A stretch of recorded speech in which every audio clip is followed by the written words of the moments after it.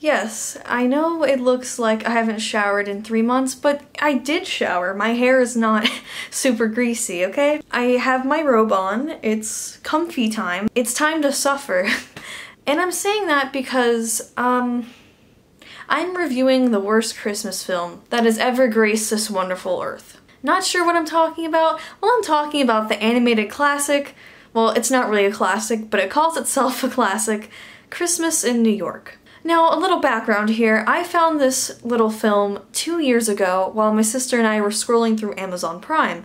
It was way in the back of the Christmas feature films they had. Right away, looking at this cover, I knew I have to watch this. Well, actually, I'm pretty sure my sister Jenny forced me to watch it. But I watched it 2 years ago, and I made a script for this video, and I forgot about it until this Christmas. By the time that I'm making this video, 2 other brave souls have endured this movie.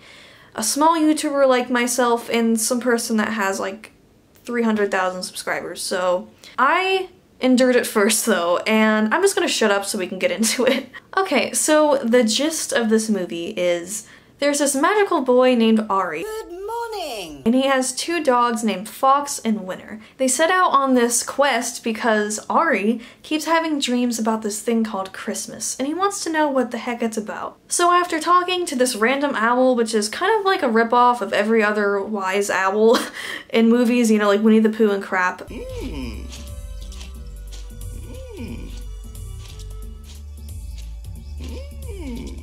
They step into this magical tree. Bye!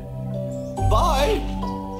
And they're somehow transported to New York. Now there's a few things I haven't addressed yet, and you'll notice right away. For one, the voice acting is great. Never before have I watched a movie where like one voice actor will start saying their lines, and then literally before they can finish, before they're halfway done with their sentence, someone else will start talking over them. What would you say to a beautiful overcoat? It's a good idea, don't you think? Have you anything else on offer? Jim, show the Immediately. gentleman the decorated ones. She'll be real happy. Yes, I'll have 3 of those, please. You want 3 colors? Yes, 3 different colors, so she can choose. Of course, sir. Seems like a good idea. Good evening. And also I'm curious, whose voice do you love / hate the most? Do you love / hate Ari's voice? Let's go then. What are we waiting for? Which literally sounds like a grown adult trying to talk like a child. Is kind of creeping me out. Winter's, which sounds like someone who's never spoken French before but is trying to do a French accent. Do what we say, Ari. Trust us, Ari. And Fox, there's no... you can't really describe Fox, just... Okay, one's on. Now put one on me so we can leave the park without attracting anybody's attention. a colorful character with a lisp. Honestly, I think I like his voice the best. Also, while we're on Fox, disregarding his voice, his whole character design is a blatant ripoff of Balto, the animated classic. That one's a classic. Not like I was a total stan for Balto and the Balto films growing up or anything. Basically, Ari is trying to discover what Christmas is all about, but you would probably forget about that because of all the nonsensical sounds and scenes thrown in literally every second. I've chosen. I'd eat that cake there, the whole cake. I want that cake over there. I like it better. We're so hungry we could eat all the cakes. Get the heck out of here! What's the Let's matter? get away. Whoa! After that, we cut to New York streets, and there's a few things you might notice. One, this billboard was made in MS Paint, and two, this shop is selling copyrighted material. But what a wonderful place. So, after even more nonsensical scenes, Hey you! I'll turn you into meatballs! this is a pattern as you'll notice, we get to one that has haunted me ever since I laid eyes on it. This movie, for whatever frickin' reason, thought it was perfectly fine to have a terribly creepy Santa Claus. Ari comes up to him because he thinks he's like the real Santa Claus or something, or he knows Santa, and he wants to give him this letter. But the guy's like, oh no, I'm just Santa's helper. And then when Ari's like, okay, bye, the dude chases after him. Hey, where are you going now? Where are you going? And then the dogs, Winter and Fox, start freaking out because the Santa is like caressing his hands. Any wish I can give to him? And starts calling for other kids to come to Santa. Come on, children, come to Santa Claus. Come to Santa Claus. Another creepy decision is that sometimes the dogs have regular paws, but then at other times they'll have human hands, like this. Obviously, the most glaring issue out of everything is the dialogue. I know some people will be like, oh, like the dialogue sounds bad because it's dubbed over, but that's not really the case here. Yeah, the voice acting was absolutely terrible.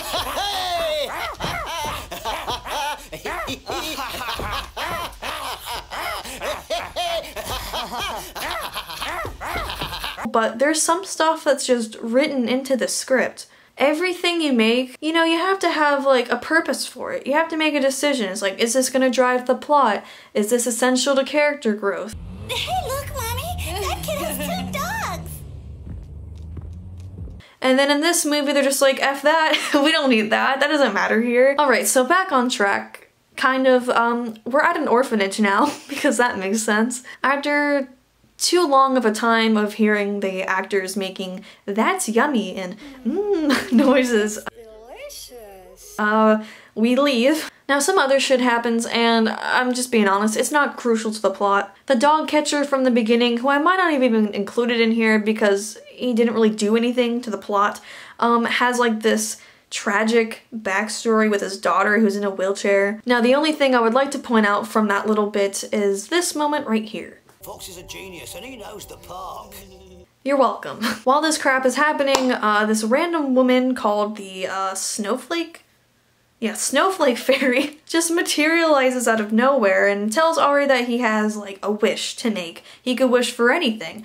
But I guess it doesn't really matter because as soon as she appears, she like suddenly flies away. Then they end up in the North Pole somehow because, as you'll remember, Ari needs to find Santa. But not before fighting through even more pointless scenes. I am ready! I am ready! I am ready! I am ready! Like, honestly, this iconic scene with this equally iconic wizard. No, I pray you, we must be able to help him. Yeah, help him, but how? Oh, just 1 minute, perhaps it's possible. If this child goes to New York, then we are in time because the 7 hours behind. So maybe we're still in time. One of the reindeer causes the camera to shake somehow. I mean, like, is this like a documentary crew that's been following them the whole time and then like the deer jumping somehow like has an effect on the camera to make it move? But anyways, the guy ends up liking it. Now, I would like to say that from then, the movie starts to make sense, but it does not. If you stopped watching then and there, you would save yourself 30 minutes of bullcrap and you could just carry on with your life. Unfortunately, I did not get to do that. Creepy Santa makes a comeback and touches Ari way more than he needs to. Ari has a tear-jerking, emotional scene with his parents. A child! Who are delivered to him through a dream by Santa. I don't understand why his parents could just visit him on their own if they have magical powers to begin with. But then, like, his parents make this really weird comment. But if our enemies find him, they will kill him. And I'm like, what the hell? That's a movie I want to see. Like, I hate that I'm actually laughing at this, but where's the sequel where Ari's like literally running for his life, like running away from whatever evil forces they're talking about? Like, I will pay for these animators to come back and make that, please. Now, to be honest, my key takeaway from this movie is I think it wants to test you to see how long you can get through it before having a mental breakdown. I think I had my first mental breakdown a minute in, but I don't know, you might give it a watch and you might survive the whole way through. To be honest though, you might not though. You might not even get to see the end of the movie where Winner and Fox, these two beloved characters, go to the Meatball Club underground. It's a spot where dogs can hang out, I guess. It was never brought up earlier in the movie and we never see it again. So you know it's really meaningful to the film. And then the movie ends. We have some really memorable dialogue and iconic moments. A bowl? I'll explode. I'm gonna play with a bowl to digest. Let's go back to the jungle. And then we end as we begin, with a slow pan or like zoom out on this creepy terrifying tree. I hope you realize now why it took me literally 2 years to make this review, because everything about it was painful. Do you have an equally terrible movie you would like me to review? Good luck finding one as terrible as this, but if you do have a bad one, leave it in the comments below and I will cook up a nice review for you. Thank you guys so much for watching, and I will see you guys sometime soon. Bye.